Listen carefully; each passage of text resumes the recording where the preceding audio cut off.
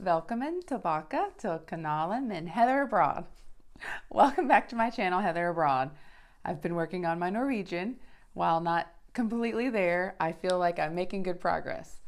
So today we're going to talk about 6 things, 3 that I got right, and 3 rookie mistakes that I made when moving from the USA to Europe, Norway, any foreign country, I think.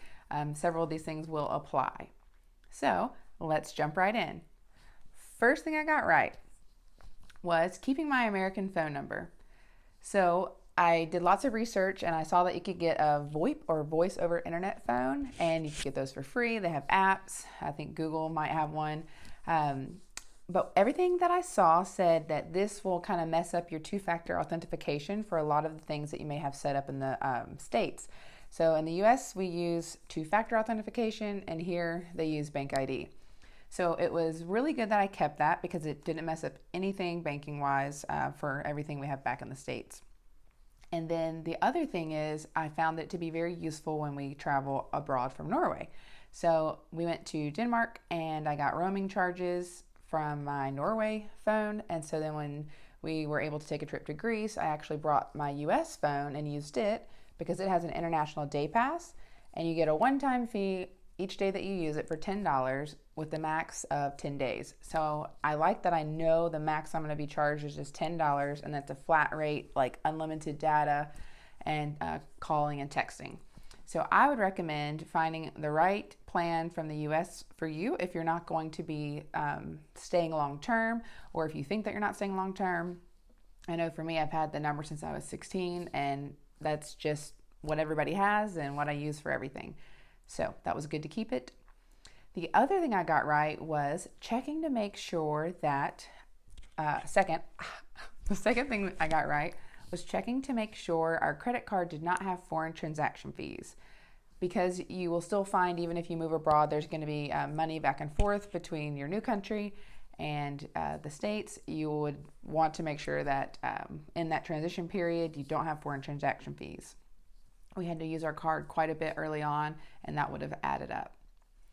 And then the third thing I got right was getting a Culture Smart book. I stumbled across in my research this book on Amazon, and it's Culture Smart, and they update it regularly with the countries that they provide the books for. And there's like this small little book. I don't know where it is right now, otherwise I would show you. Maybe I'll get a picture of it.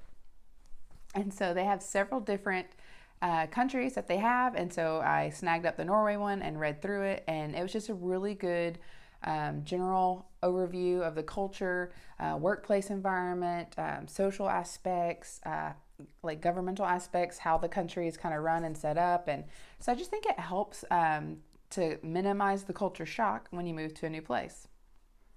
Okay, now we're going to move on to the 3 rookie mistakes that I made. So the first one is, while I made sure my credit card did not have international transaction fees, I forgot to make sure that our actual bank did foreign transactions. So it turns out we have a US bank, didn't even know, didn't even look into it. And so when we first needed to transfer money to Norway, we couldn't.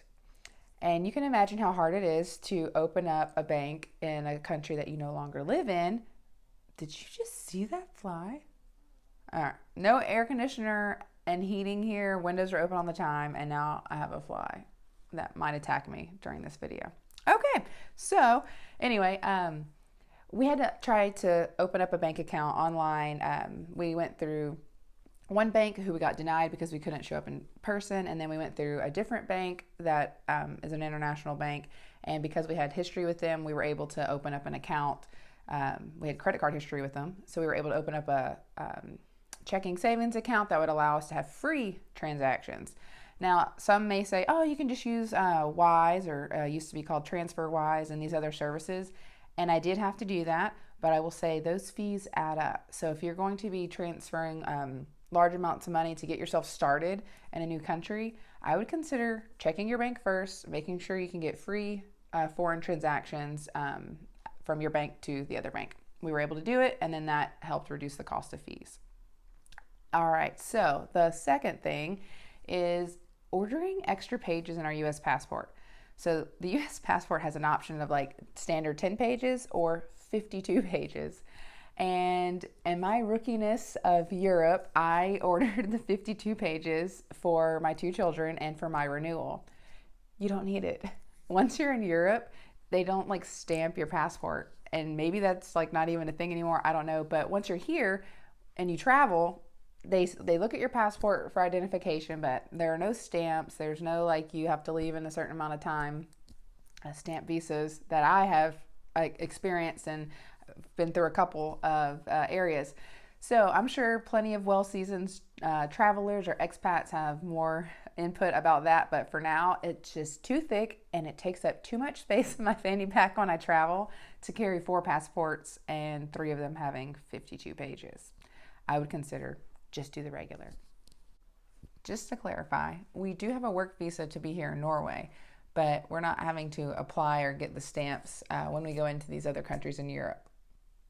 And lastly, this one's more so for my husband because I read the Culture Smart book. I feel like I was a little bit more prepared. I tried to transfer the information to him. However, for number 3, it's getting the greeting right. So I quickly transitioned into hi, quite easily. But apparently my husband struggled with hi, how are you? It's not a typical Norwegian greeting. And after a couple weeks in the office, a lady kindly pulled him aside and said, hey, just want to let you know that hi, how are you is not a typical greeting. And there's some talk in the office about the fact that you're asking people how they are and you keep walking. So she was kind enough to give him a heads up that people were kind of expecting him to stop and chat after she said, hi, how are you? And then I must admit, there have been a few times early on in the grocery store where I would say, hi, how are you? And then say, oh, I'm sorry. I didn't mean to say that. I'm working on it. So I find saying hi keeps me from saying, hi, how are you? So anyway, I hope you have enjoyed these quick tips and I look forward to seeing you next time. Ha det bra! Until next time.